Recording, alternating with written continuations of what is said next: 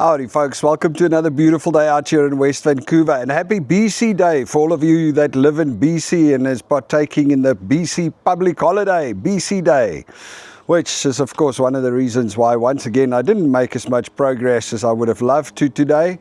I had a meeting scheduled with a guy from an upfitter, and they sell custom-made floors or pre-made floors for the vans, and I was looking at that, and the guy never pitched up because he forgot that it was a public holiday today and he wasn't at work, so now he's rescheduled for tomorrow. So touch wood, we'll get to speak to him tomorrow. So, while I'm talking about it, it was a decision that I had to make about the floor of the van. Now, as the van come out, they just have the bare metal floor. So you have to put a floor in it, especially if you're going to do heavy duty work on it, like changing tires and things like that. Now, obviously, we've worked out the brackets of how we're going to mount the machines, but we still need to cover the rest of the floor. And the options I have is to actually make my own floor. Now, what most people use, or what you should be using, is marine plywood, because if, you know, we're obviously going to get water in. It rains here in BC, it rains. So there's obviously going to be times when I'm going to have wet tires and put them in the van. And if I just use normal plywood, it will maybe start getting, you know, deteriorating. So I have to use marine plywood for the floor that is waterproof.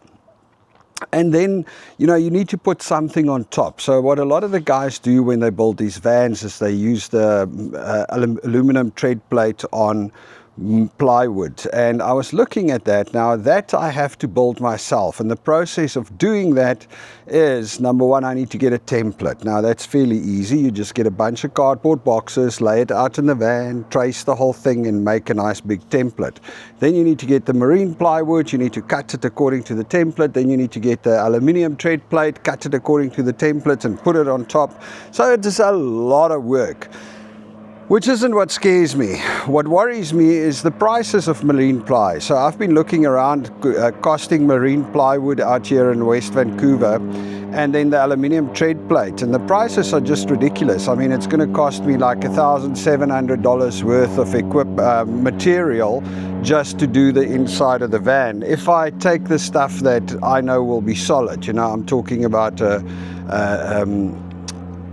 3/8 marine ply and maybe a quarter inch, not a quarter inch, a 1/8 inch aluminum tread plate on top of it. So it costs about $1,700 from the pricing, but once again I couldn't call people because they're all closed.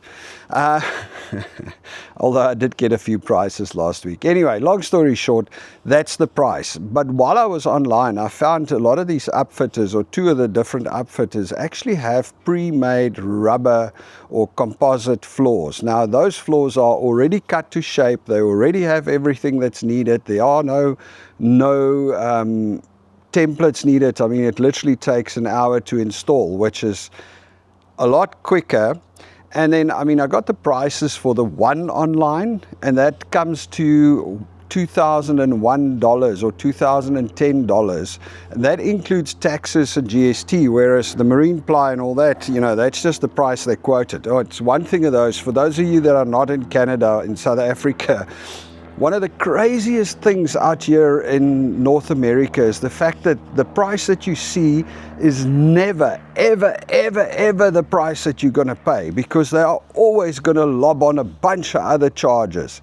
It's just absolutely nuts. You know, in South Africa, if you see something on the shelf and it says this thing is $100 or 100 Rand, and you get to the till, you pay 100 Rand.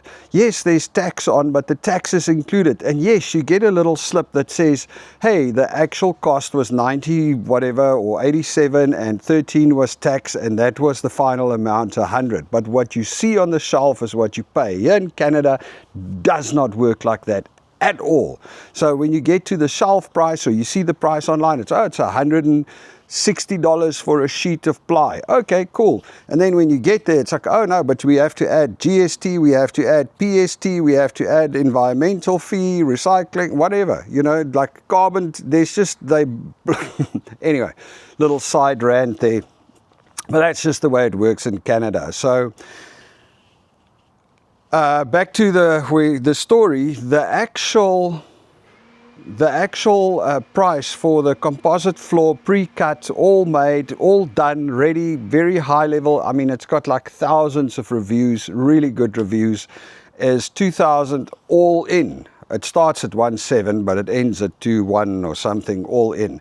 So, you know, to me, that makes a lot more sense. It is a very solid, very proper floor. It's pre-cut. It saves me like maybe 30, 40 hours of work, and it's probably going to cost me the same. So I was wanting to order that, but there's two companies. One has got that and the other one's got a rubber floor, which also seems really nice, but the rubber floor company does not have the price on their website. So hence I had to set up a call with the dude to get the price, and then the dude didn't pitch up. So that's where we are as far as the floor goes. We did get a couple of deliveries. Oh, and then of course I wanted to register the name, but it seems that the BC Registry's website is also broken, because every time I go in to register the name and make a video for you on how to do it, I go right all the way through until where I need to pay, and then it goes, oh, there's an error, boom, and it doesn't say what error. So I now need to wait until it's a working day, which hopefully tomorrow I can give them a call and figure out what's going on. In the meantime, so we'll talk about the name registration and the business structure tomorrow. I've made a decision on that too, how we're going to run it, which might be a little bit controversial, but anyway, Belinda doesn't like it necessarily, and but I think it makes more sense. We did get a few deliveries since yesterday, so a couple of cool things arrived. Let me show you what we got. We got our jack pads for Teslas. So, you know, one of the things you got to keep in mind when you do a mobile tire service, or any tire service for that matter, a lot of the vehicles have got specialized places. You don't just stick the jack anywhere, because if you lift it up, you might just, you know, you might just bend the guy's body or damage his battery. So you've got these special jack pads for Tesla that goes in, and that's where you connect your jack. So those arrived. We have the special jack pads for BMW that arrived also. You know, they've also got their little special things. So that's right. These are actually a BMW and a so you put it this way around for BMW and Mini, and then you can put it this way around for any other vehicle, so that it doesn't bend the weld seams. Another thing that I got, which I thought is pretty cool, and I haven't tested it yet, this is a torque multiplier wrench. And I'm not going to lie to you, I probably didn't need to buy this thing, but it just looked so cool, man. And I'm not sure how it works, so I'm going to have to figure that out still also. But basically, what it is, it's when a nut is really tight, you use this thing. If you don't have a long enough lever to break it or to get it loose, you use this thing to multiply your torque. Now, how does it work? That, ladies and gentlemen, I have no idea. It's just a gearbox, really. Anyway, so our torque multiplier arrived. We'll see how that works. It's going to be an interesting one. And then we've got another impact wrench. Now, I did show you the other video yesterday, the impact wrench with the jack, or that comes with the electric jack. This is another one. A Cecil, once again a Chinese-made one off of Amazon. But once again, you know, the Milwaukee, the American-made one, is like $400. This one is like $90, and it looks like it's good quality and, you know, good solid wrench. So we'll try that out. That's cool. You know, that's the thing. You look at the buying.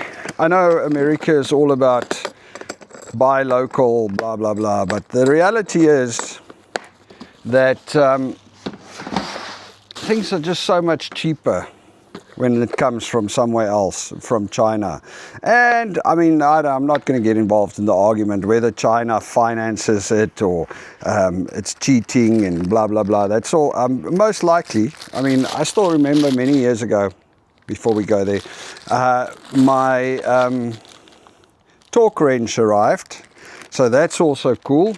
Now I can go torque my car to the right, the lug nuts to the right torque, which is great. Anyway, what I wanted to tell you is, I think the way that the Chinese production market works is something very similar to many, many years ago when I was still in high school in Potchefstroom in South Africa. I worked at a little video store. Now that little video store was there, it was there for years, you know, like we rented out videos. And a lot of you would remember, well, I suppose a lot of you won't remember video shops. But anyway, so there was this little video shop and I worked there, and it had a games arcade and we had videos, and whenever a new video came out or a new movie came out, we would have 3 or 4 copies and we would rent it out, and it was our business, right? And then one day they opened a Blockbuster.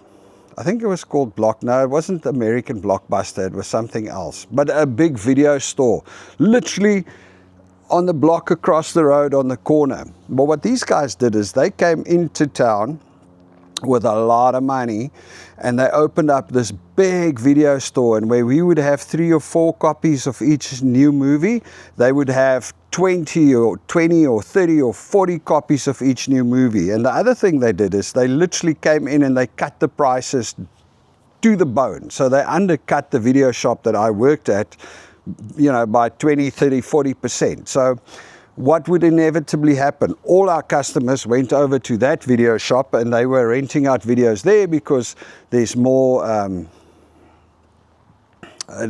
variety, there's more copies of each video, so it's easier to get one, and it's cheaper. And I mean, it took, I can't remember, it was long ago, but it took like 6 months or so before the video shop shut down. The place where I worked, they just couldn't make it work. No more customers, no more business, no more money, and they shut it down. And so did a lot of the other smaller video shops in town. They all shut down because this one place just came in and killed them. And after that, when they all shut down, all the little ones shut down and there were no competition, then these guys went and they upped their prices to more than what we rented out the videos for before. So suddenly the prices of the videos became a lot more expensive and they made a lot of money.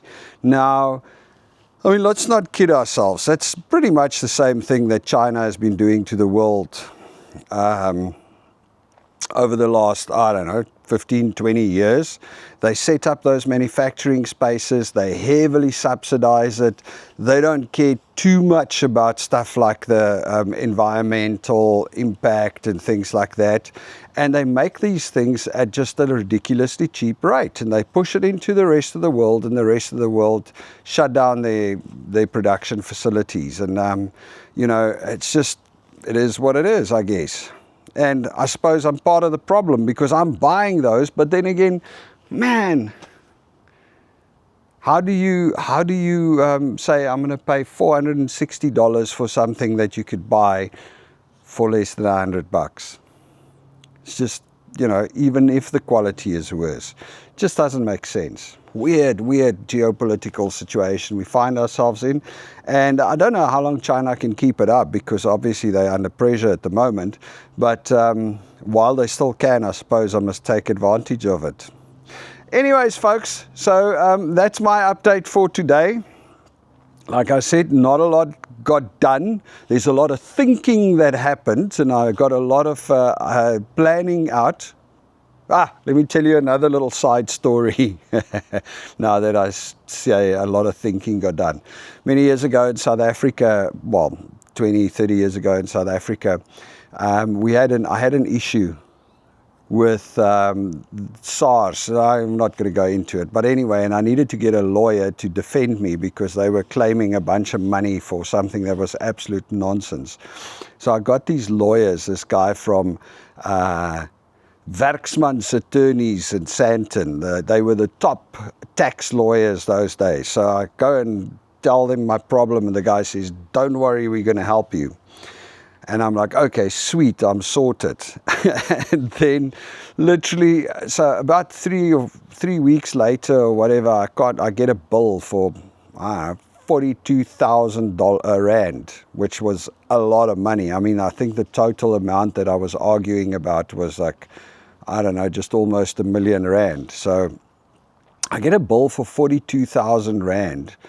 And I phoned the guy, and it's like for 7 hours of contemplation at 6,000 Rand an hour. So I phoned the guy, I'm like, hey, what did you get done? Did you speak to SARS? Did you work on it? He's like, no. I was thinking about your problem for 7 hours in total, and that's what I'm charging you for.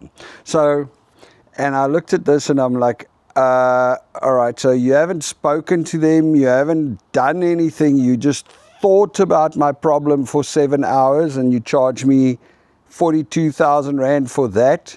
And then you haven't even started with anything else. So I just kind of decided that it's probably going to cost me more to use the lawyer than to actually just pay SARS.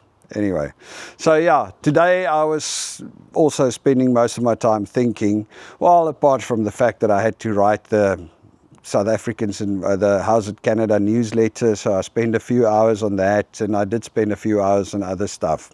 But anyway, hopefully tomorrow we will have some more forward movement on the different projects. I'm eagerly awaiting the first logo samples from our designer girl, so yes. All right, folks, you all must have a beautiful one. We speak again soon. Cheers.